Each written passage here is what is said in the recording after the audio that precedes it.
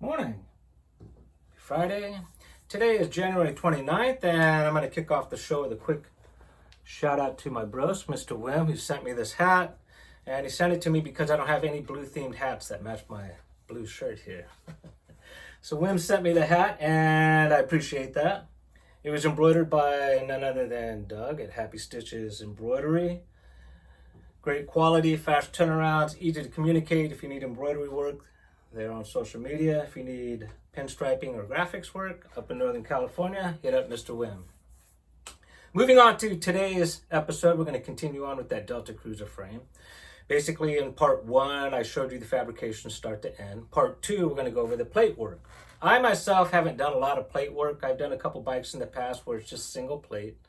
And I use tabs, which a lot of people use. Look like this. And you just weld the tabs where you want and you bolt the plate in. Another way that people do it, a very common way, is to just weld the plate right in, all the way around. So this is where the questions come up. Well, what's the difference, or what's the advantage to welding it in versus bolting in? And really there's no advantage, just a matter of preference. For me, I like bolting in plates for a couple of different reasons.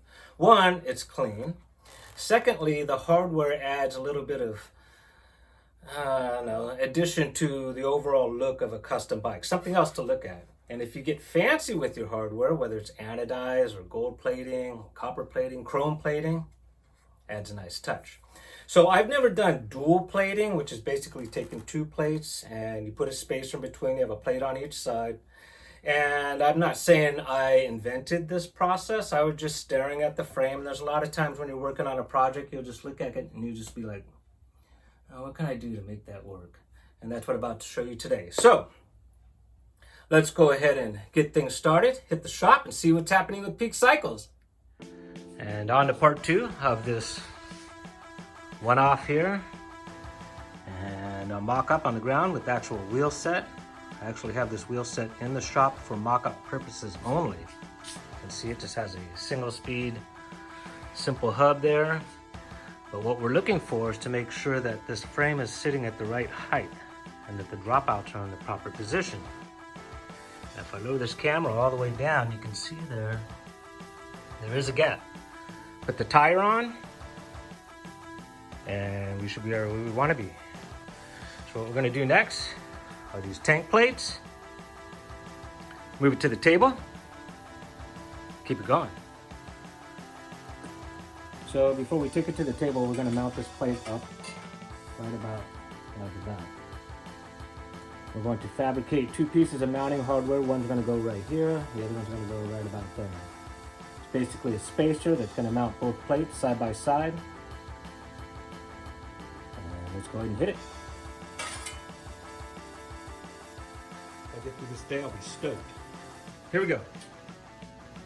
Picked up the hardware, nothing fancy, just an Allen screw, 1/4 Picked up these spacers, size to fit our hardware.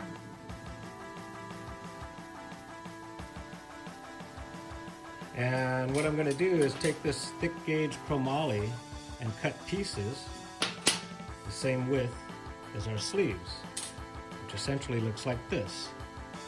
Sleeves fit right inside. And what that does is when I weld the hardware to the tubing, it's going to create just a slight gap, the thickness and the gauge of that sleeve.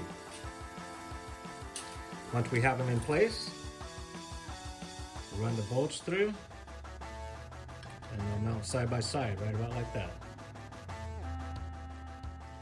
Wish me luck. Jump in here real quick. I want to explain when I was talking about the thickness of the chromoly buying me a gap or space around the entire plate. What I mean by that is if I would have welded the spacers just as I purchased them, you saw they're not only very small but very thin, but they are a perfect sleeve for the size of that bolt.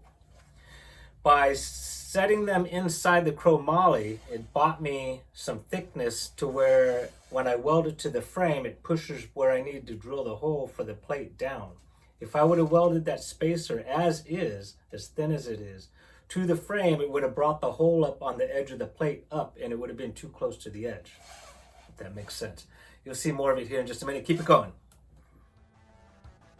So here they are finished, trimmed down, smoothed out, and pretty much sitting where they're going to mount. Get ready to pilot the holes on the plates. Gonna use my punch there to mark them. Gonna stack the plates on top of each other so we know the holes are in exactly the same spot. And keep it going.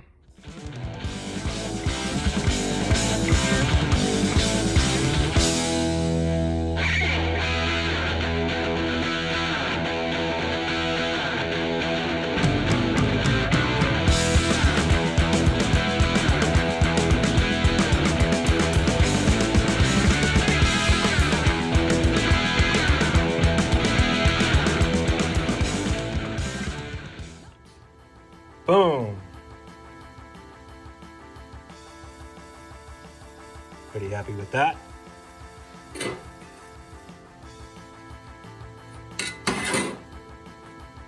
Go ahead and weld this and this to the frame and keep it moving. So let me show you where we're at here. Basically the hardware for this one is tacked in. This one here is just bolted in. And the reason for that, on the other side here, and you can see that's tacked in right there. Now this is where we want it. Got to tack it in and we know we're good to go.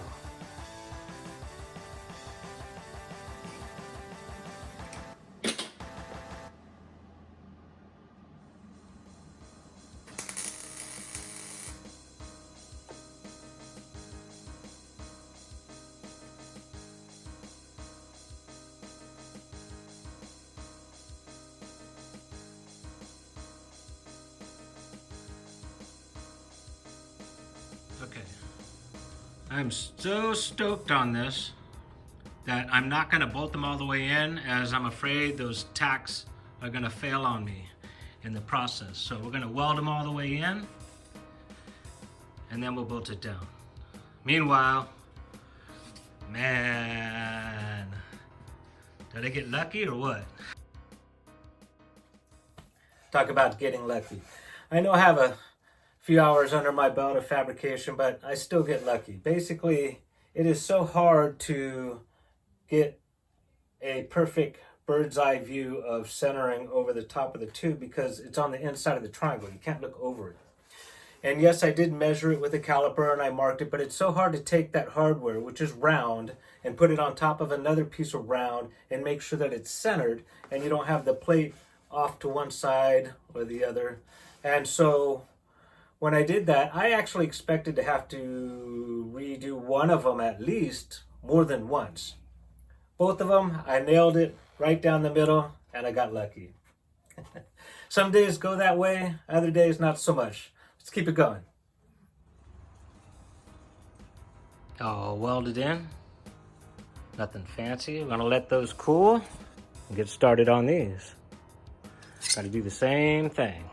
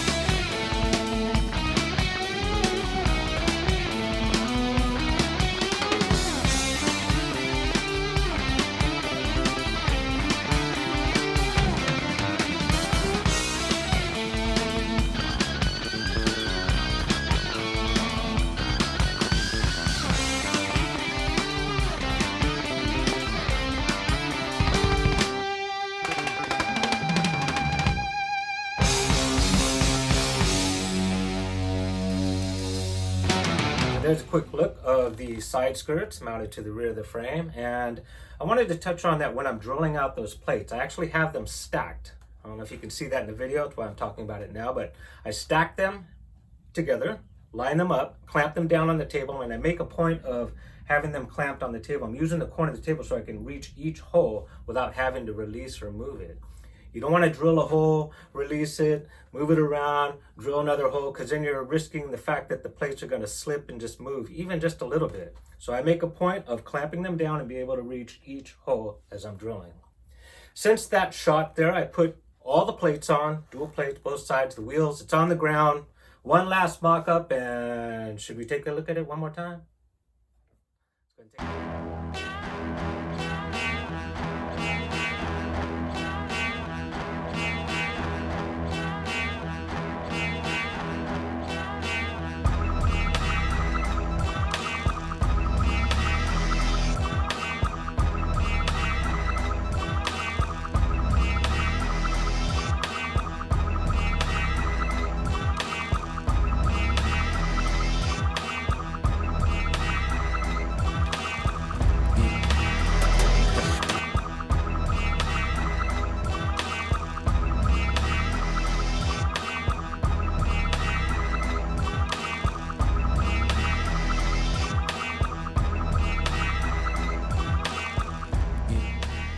There you go. That was definitely a fun project. Going to pull it off the ground today, throw it on the frame jig, weld it up, and one more out the door. Please keep in mind that when I share these techniques and how-tos on my videos, that there's nothing set in stone. There's no wrong way or right way. I'm just hoping you take this information and you make it your own. With that said, if you're enjoying these videos and you're not subscribed yet, please subscribe. Be greatly appreciated. That's pretty much going to wrap it up. Hope you enjoyed today's version of what's happening at Peak Cycles. And until next time, make it a killer day!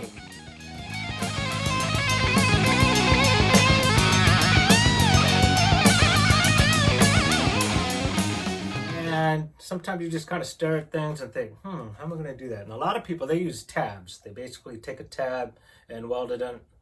Do I have any tabs? I'll be right back. Let me see if I have any tabs. I do have tabs. So, do-overs. Now, I myself haven't done a lot of plate work. I've done a few bikes in the past, and usually it's just, damn it, why'd the light go out? California sent me this hat because I have no hats to match a blue shirt. I don't. With that said, if you're enjoying these videos and you're not subscribed yet, please hit subscribe. Greatly appreciated. I forgot what I was going to say next. I think that pretty much got to wrap it up.